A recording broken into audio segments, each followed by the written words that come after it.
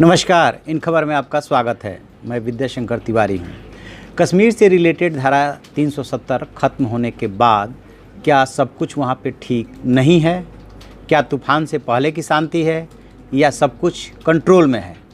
तो इसको लेकर के दो तरह की खबरें आ रही हैं। एक जो नेशनल सिक्योरिटी एडवाइज़र हैं अजीत डोभाल, वो पिछले कई दिनों से वहीं कश्मीर में कैंप किए हुए हैं। सबसे पहले वो शोपिया में दिखाई दिए, उसके बाद अनंतनाग में और उसके बाद पुलवामा पहुंचने की खबर है। अनंतनाग में जब वो पहुंचे तो भेड़ों की मंडी में पहुंचे, वहाँ पे काफ़ी लोगों से बातचीत किए। उसके पहले शोपिया में उन्होंने आम लोगों के साथ खाना खाया था, जिसको लेकर के कांग्रेस नेता गुलाम नबी आज़ाद ने सवाल उठाया था। तो ये एक पक्ष है, जहाँ जहाँ वहाँ जा रहे हैं सब कुछ सामान्य और शांति दिखाई दे रही है।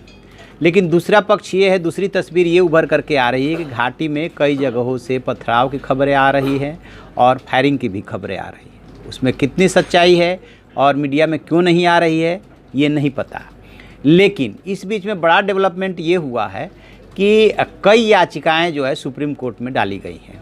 एक याचिका डाली है अनंतनाग के जो हैं जामिया मिलिया से कानून में स्नातक कर रहे हैं, मतलब ग्रेजुएशन कर रहे हैं, ये हैं मोहम्मद आलिम। इन्होंने कहा है कि अनंतनाग के रहने वाले हैं, इनके माता पिता से जो है इनका संपर्क नहीं हो पा रहा है क्योंकि टेलीफोन, इंटरनेट, सोशल मीडिया सब कुछ बंद है। और ये 2014 से जो है दिल्ली में रह रहे हैं। कश्मीर की स्थिति बिगड़ने पर इन्होंने अनंतनाग के डिप्टी कमिश्नर से संपर्क कर माता पिता और परिवार का हाल जानने की कोशिश की, लेकिन संपर्क नहीं हो पाया। ये आशंका जाहिर कर रहे हैं कहीं ऐसा तो नहीं उनके पेरेंट्स को जो है हिरासत में ले लिया गया हो, चूँकि वहाँ के हाई कोर्ट से भी नेट काम नहीं कर रहा है और कोई भी संचार का माध्यम काम नहीं कर रहा है, तो हाई कोर्ट से भी संपर्क नहीं हो पा रहा है। इसलिए उन्होंने आर्टिकल 32 यानी जिसमें सुप्रीम कोर्ट को सीधे पावर है उसका हवाला देते हुए कहा है कि इसलिए वो सुप्रीम कोर्ट की शरण में आए हैं। अब इस पर जो है देखते हैं, मंगलवार को सुनवाई होने की संभावना है। दूसरी याचिका जैसा कि पहले से ही पता है तहसीन पूनावाला ने लगाई है, जो कि पूर्व मुख्यमंत्रियों सीएम उमर अब्दुल्ला, महबूबा मुफ्ती जैसे नेताओं की रिहाई की जिसमें मांग की गई है। चूँकि तहसीन पूनावाला जो है पॉलिटिकल व्यक्ति हैं, कांग्रेस में रहे हैं और इन्होंने जस्टिस कमीशन गठित करने की मांग की है। इनकी बात को छोड़ देते हैं, ये पहले गुहार लगा चुके हैं, इसमें भी सुप्रीम कोर्ट सुनवाई करेगा। लेकिन ऐसी कई याचिकाएं सुप्रीम कोर्ट में डली हैं। अब इसमें एक और जो याचिका डली है वो काफ़ी महत्वपूर्ण है।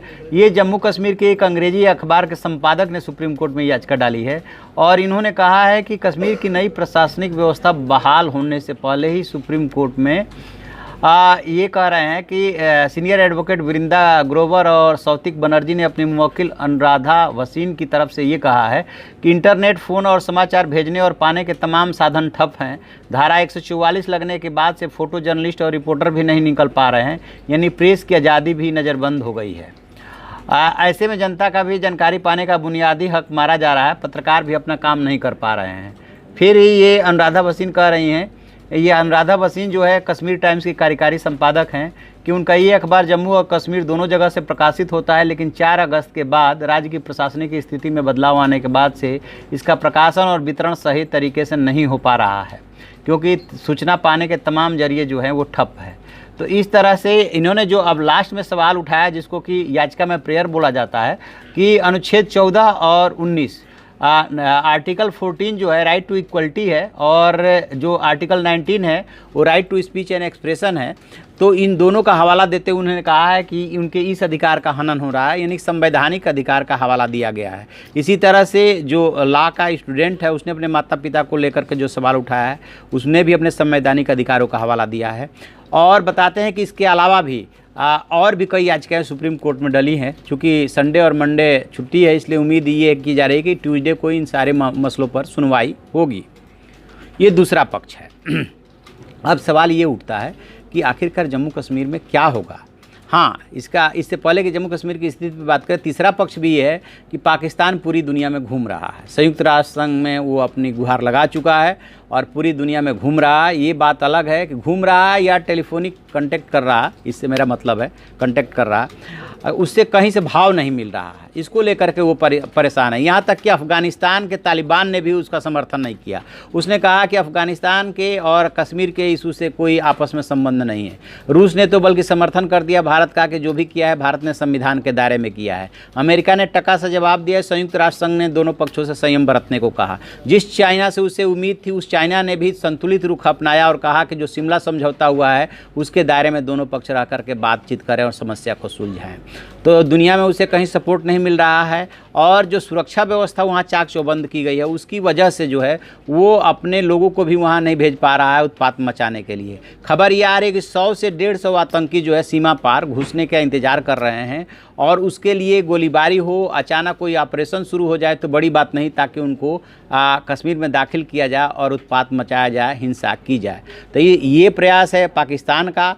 और जो पाकिस्तान की इस विचारधारा के समर्थक हैं, जो कश्मीर के आज़ादी के समर्थक हैं, वो अपनी तरफ से अपने कोशिश कर रहे हैं। क्योंकि अभी सुरक्षा व्यवस्था है, इसलिए जिस तरह से वो उठाना चाहते हैं वो नहीं उठा सकते या नहीं उठा पा रहे हैं। तो अब ये देखने वाली बात ये है कि ये तीनों पक्ष जो है कि सुप्रीम कोर्ट क्या रुख अख्तियार करता है। केंद्र सरकार जिस अपने जेम्स बॉन्ड को यानी कि अजीत डोभाल को उसने मैदान में उतार रखा है और वो एक नए अवतार में नज़र आ रहे हैं, लोगों से सद्भावपूर्ण बात करते हुए, उनके साथ खाना खाते हुए, ताकि कश्मीर की स्थिति को संभाल सके। और जैसे ही कर्फ्यू हटे, कुछ भागों में कर्फ्यू हटाई भी गई है, चूँकि मंडे को बकरीद है तो वो काफ़ी चैलेंजिंग है कि कैसे स्थिति को संभालते हैं। पूरी कमान डोभाल साहब के हाथों में है। देखते हैं आगे क्या होता है। जो भी अपडेट होगा हम आपको अपडेट कराएंगे। आप देखते रहिए हमारा डिजिटल चैनल इन खबर। Thank you. इन खबर चैनल को सब्सक्राइब करें और बेल आइकन दबाना ना भूलें।